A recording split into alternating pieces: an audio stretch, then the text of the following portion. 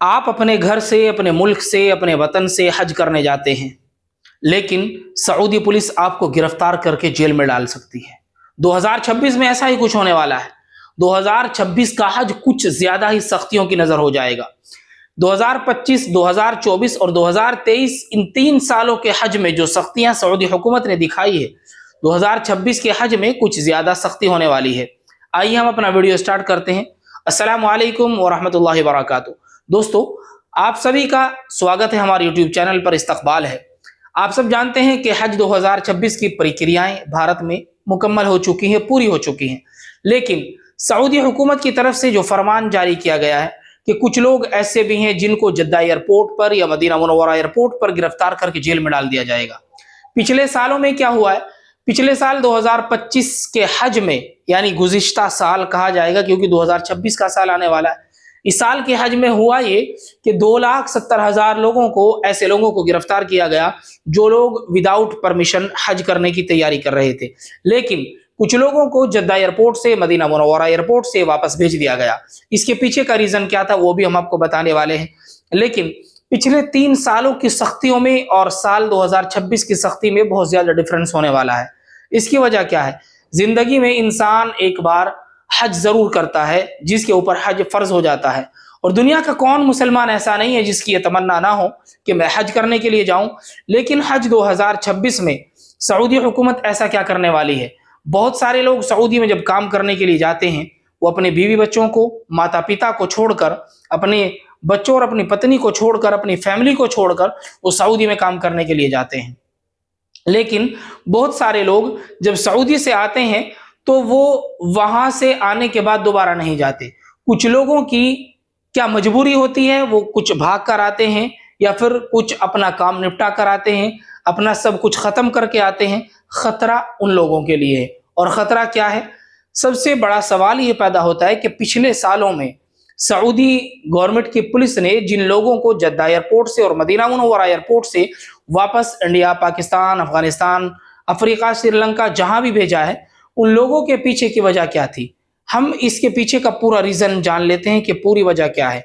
वो लोग जो सऊदी में काम करके आए हैं और वो अपनी फैमिली के साथ, अपने परिवार के साथ हज करने का इरादा रखते हैं और उनकी वहां पर फाइल पेंडिंग है, तो उन लोगों के लिए खतरा है। और जिन लोगों की फाइल पेंडिंग है, सऊदी हुकूमत उन लोगों को गिरफ्तार करने की तैयारी कर रही है। उन लोगों को गिरफ्तार क्यों किया जाएगा और इसके पीछे का रीजन क्या है? जबकि वो लोग सऊदी से आए हैं, इंडिया में रह रहे हैं या अपने किसी मुल्क में रह रहे हैं, लेकिन उनकी फाइल अभी तक सऊदी अरब में पेंडिंग है। हज के दौरान जो सख्तियां होती है उसके बारे में हम बात कर लेते हैं कि हज के दौरान जो सख्तियां होती है और उन लोगों ने क्या गलतियां कर रखी है जिस वजह से सऊदी हुकूमत उनको गिरफ्तार करने की तैयारी कर रही है। सबसे बड़ा सवाल ये पैदा होता है कि आखिर उन लोगों की क्या गलती है कि सऊदी हुकूमत उन लोगों को गिरफ्तार करने की तैयारी कर रही है। वो लोग जो सऊदी अरब में वर्कर बन के गए थे, उन लोगों को गिरफ्तार करने की तैयारी सऊदी हुकूमत क्यों कर रही है? सऊदी अरब में अगर कोई स्पॉन्सर आपको भागा हुआ घोषित कर देता है तो आपका इकामा यानी रेजिडेंसी परमिट अमान्य हो जाता है। इससे जुड़े अपराध में जो जुर्माना है, जुर्माना जो आप पर लगना है, फाइन चार्ज जो आप पर लगना है, वो 10,000 से 1 लाख रियाल तक, या जेल, या कुछ हफ्तों से महीनों तक डिपोर्टेशन और 5-10 साल की री एंट्री बैन लग सकता है। हाल 2025 में सऊदी हुकूमत ने, सऊदी गवर्नमेंट ने कुछ बदलाव किए हैं। बदलाव क्या है? अब हुरूब वर्कर्स को 60 दिनों की ग्रेस पीरियड मिलती है जिसमें वो नई नौकरी ढूंढ सकते हैं या देश छोड़ सकते हैं बिना तुरंत सजा के। लेकिन अगर स्टेटस क्लियर नहीं किया गया तो वापसी पर समस्या बन सकती है। हज के दौरान क्या होता है, हम ये बात कर लेते हैं। हज परमिट वैध होने पर भी एंट्री पर सऊदी इमिग्रेशन आपका रिकॉर्ड चेक करता है। अगर हुरूब स्टेटस एक्टिव है तो आपको एयरपोर्ट या बॉर्डर पर ही रोक लिया जाता है, गिरफ्तार किया जाता है और डिपोर्ट कर दिया जाता है। हज के समय मक्का में सिक्योरिटी बहुत सख्त होती है। साल 2025 में सऊदी ने 2,70,000 से ज्यादा बिना परमिट वालों को मक्का में घुसने से रोका। अगर आप वैध हज परमिट लेकर जाते हैं लेकिन पुराना हुरूब रिकॉर्ड है तो चेकिंग के दौरान पकड़े जाने का खतरा 80 से 90% है। लेकिन कई मामलों में पुलिस सीधे गिरफ्तार कर लेती है, क्योंकि हुरूब एक सिविल क्रिमिनल अपराध है जो हज नियमों से अलग है। उदाहरण के तौर पर हज 2025 में हज सिक्योरिटी ने 42 एक्सपेक्ट्स को विजिट वीजा मक्का में घुसने के लिए गिरफ्तार किया। अगर आपका रिकॉर्ड क्लीन नहीं तो हज परमिट भी बचाव नहीं करेगा। क्या कोई अपवाद या समाधान है? जी हाँ, बिल्कुल है। स्टेटस क्लियर करें। हज जाने से पहले सऊदी एम्बेसी या किवा प्लेटफॉर्म से संपर्क करें, हुरूब केस सॉल्व करें, स्पॉन्सर से एनओसी नो ऑब्जेक्शन सर्टिफिकेट ले या फाइन पे करें। 15 दिनों में केस वापस लिया जा सकता है। हज परमिट के लिए भारतीय हज कमेटी या प्राइवेट टूर ऑपरेटर से वैध परमिट ले, लेकिन रिकॉर्ड चेक जरूरी है। अगर हुरूब 90 दिनों से पुराना है तो परमिट रिजेक्ट हो सकता है। जोखिम कम करने के टिप्स मैं आपको बता देता हूं। सऊदी कंसल्टेंट में चेकअप कराएं, ग्रेस पीरियड का फायदा उठाएं। अगर स्टेटस क्लियर है तो कोई समस्या नहीं।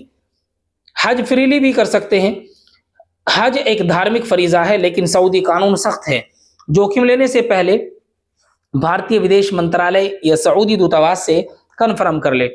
2025 में हज कोटा बढ़ाया गया है 1,75,000 भारतीयों के लिए, लेकिन हुरूब से सावधान रहना है।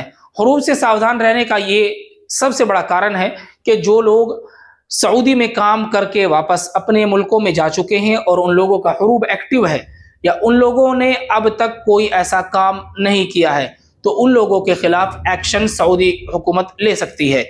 सऊदी हुकूमत के एक्शन लेने की बड़ी वजह यही है कि उनका हुरूब एक्टिव है और वो लोग दोबारा जाने पर उनकी एंट्री इलीगल मानी जाएगी, जिस वजह से सऊदी पुलिस आपको गिरफ्तार कर सकती है।